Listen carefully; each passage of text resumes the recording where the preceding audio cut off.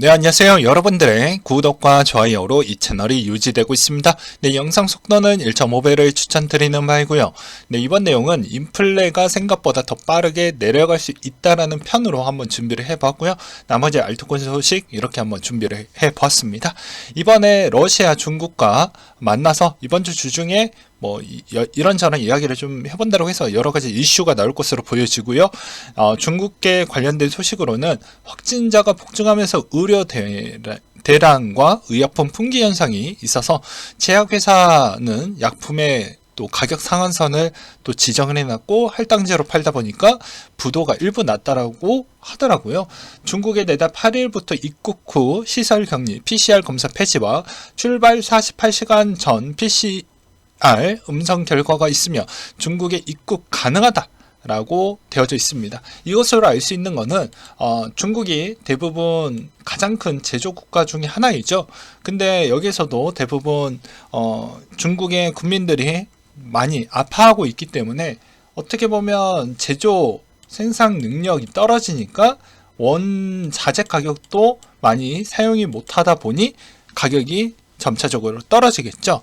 그러면 인플레 부분이 점차적으로 내려갈 확률이 매우 높다라는 그런 의견도 있었습니다. 그러니 미국의 어떻게 보면 물가에 어떻게 보면 영향을 끼칠 수 있는 요소가 하나가 조금 괜찮아졌다, 이렇게 볼 수도 있게 되는 것이겠죠. 그 다음으로 독일 바이러스 전문가가 코로나 팬데믹 끝났다, 이런 이야기를 하고 있는데요. 저는 좀 너무 일찍 언급하는 거 아닌가. 왜냐하면 중국의 인구가 중국 안에서만 머물고 있는 게 아니잖아요. 그래서 독일이나 미국은 정치적으로 우리가 빨리 끝냈습니다, 이걸 이야기를 해서 어떻게 보면 국민들의 안정도, 심리적 안정감과 더불어 우리가 있는 이 집권 체제에서 뭔가 있는 성과를 냈습니다, 이런 이야기를 좀 많이 하려고 하는 것 같습니다. 근데 저는 좀 조심해야 된다라고 이야기를 드리고 싶은데요. 왜 그러냐면 중국에서도 여러 가지 비행 차편이 계속해서 완화적으로 바뀌고 있다 보니까 주변 국가들에 따른 감염률 추이가 엄청 늘어날 것으로 보여지고요.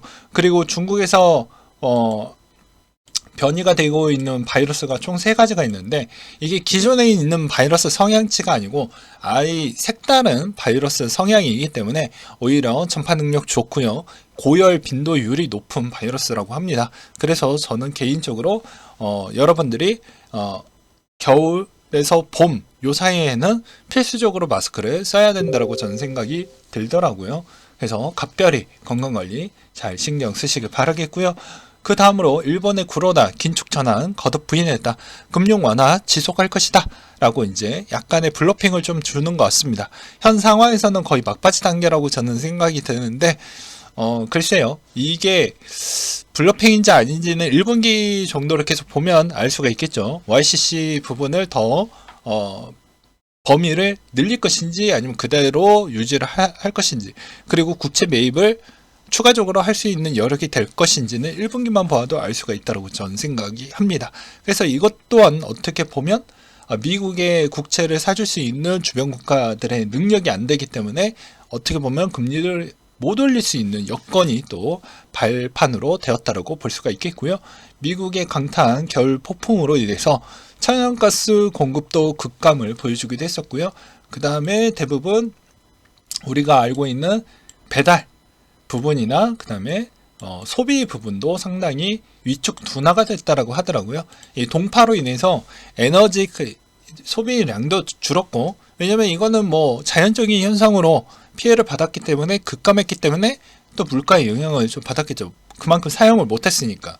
그리고 이번에 겨울 폭풍으로 인해서, 초강력 겨울 폭풍으로 인해서 그만큼 운송에 있는 물류량도 상당히 저조해졌기 때문에 소비를 많이 할 수 있는 여건적인 게 거의 다 봉쇄가 됐죠. 그러하다 보니까 어떻게 보면 자연히 인플레를 또 도움을 줬다, 이렇게 볼 수가 있습니다. 그래서 지금 분위기로는 개인 소비 지출 추이가 생각보다 더 많이 떨어질 것이다 라는 이야기가 나오고 있습니다. 이번에 비트코인 반등 추이는 아무래도 물가지표 나올 때 그때 시점에 맞춰 가지고 또 반등을 깨작깨작 챙겨 먹는 전략도 좋을 것 같고요.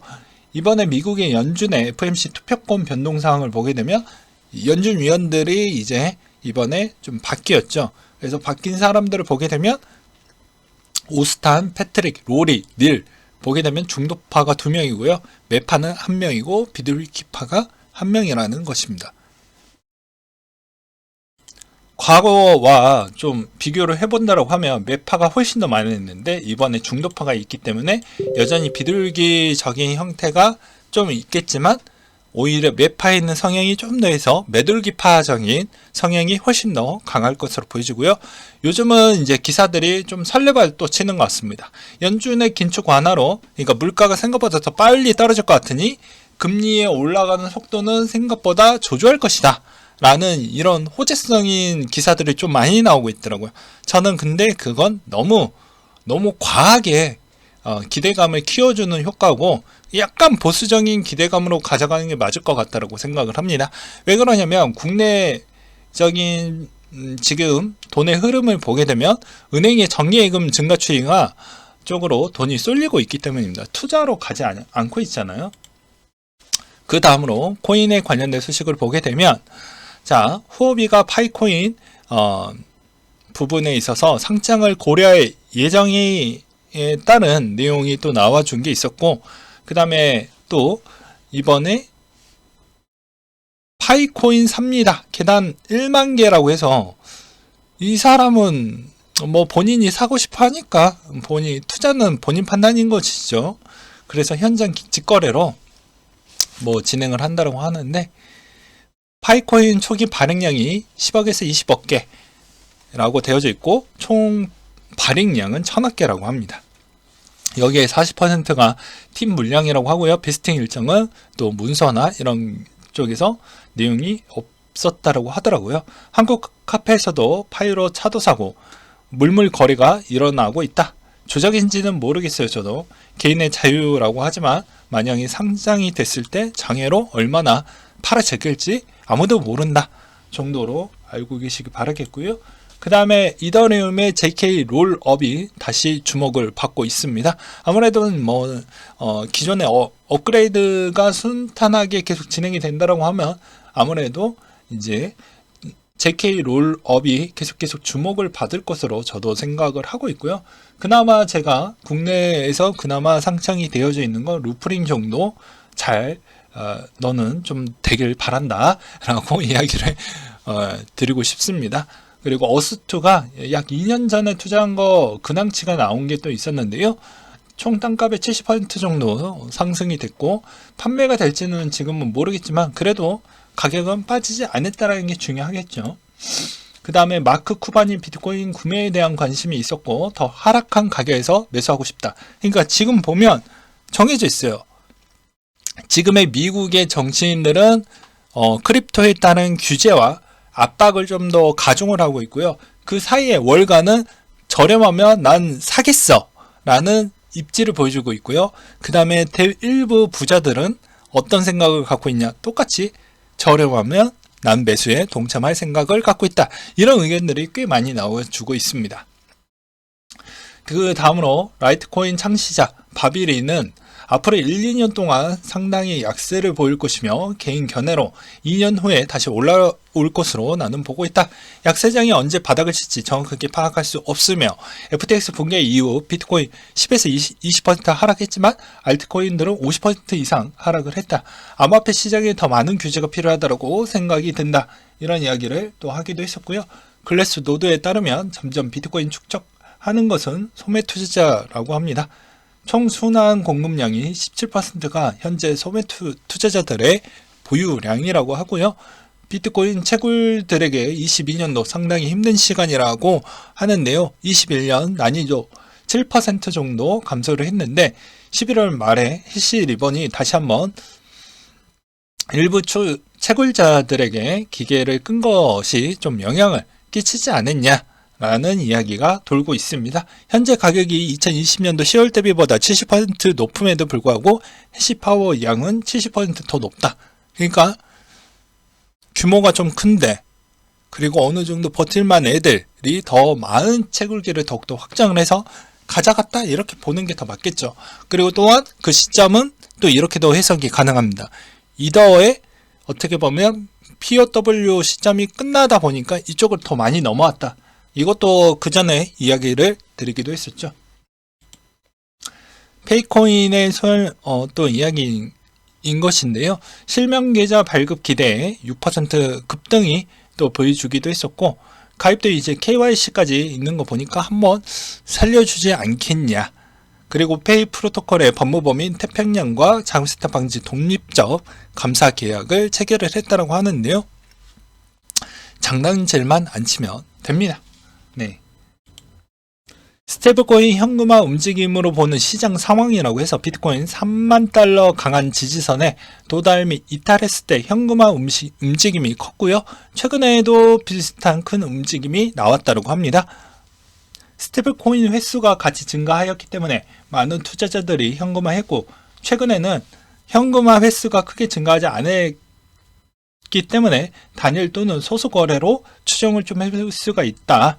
그래서 일반 투자자, 장기 투자자, 채굴자, 고래들 대부분 엄청난 고통을 받고 있는 시장이다. 저번에도 이야기를 했지만 비트코인 지금 갖고 있는 보유자의 50%는 손실 구간에 들어가져 있다고 말씀을 드리기도 했었죠. 그래서 여기서 한복 상황들이 하나하나씩 더 나오게 되면 아마 그게 마지막이 되지 않겠냐, 이런 의견으로 들리기도 했습니다. 23년도 각 코인의 증권서 여부가 중요해질 것 같다. 이제 리플에 있는 안건 내용부터 그 다음 이런 코인들에 따른 증권서 여부에 있는 규제 내용들이 각 국가별로도 계속해서 나올 것으로 보여지고요. 시바이누 수석 개발자가 내년 레이어2 네트워크 시바리움을 출시를 하겠다고 합니다. 시바이누로 재미를 좀 많이 봤었죠. 그리고 크립토닷컴 코리아 NFT 국내 아티스트 NFT 독점 발행을 하겠다고 했고요. OK링크가 해킹 공격 비트킵을 피해 규모가 3,100만 정도가 된다고 하는데, 이번 공격은 BNB, 이더, 트론, 폴리곤 4개 블록체인에서 발생을 했고, 해커 주소도 50개 정도 파악이 됐다고 합니다. 좀 영향을 받을 수밖에 없었겠죠.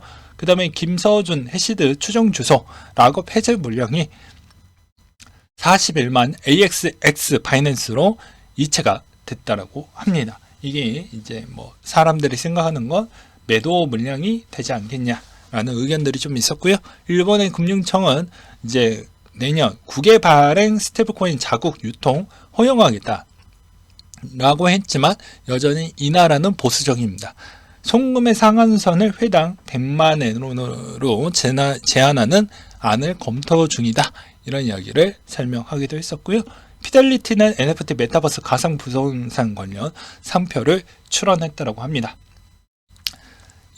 모든 기업들은 미래의 성장 가능성에 투자해 있는 베팅을 하고 그쪽의 사업 기반의 확장을 가져가죠.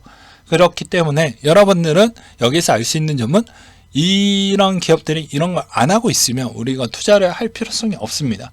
근데 이쪽에 계속해서 투자를 하고 있다는 건 여러분들이 그냥 도전했으면 성공할 때까지 존버해야 된다고 제가 매번 설명을 드리기도 했었죠.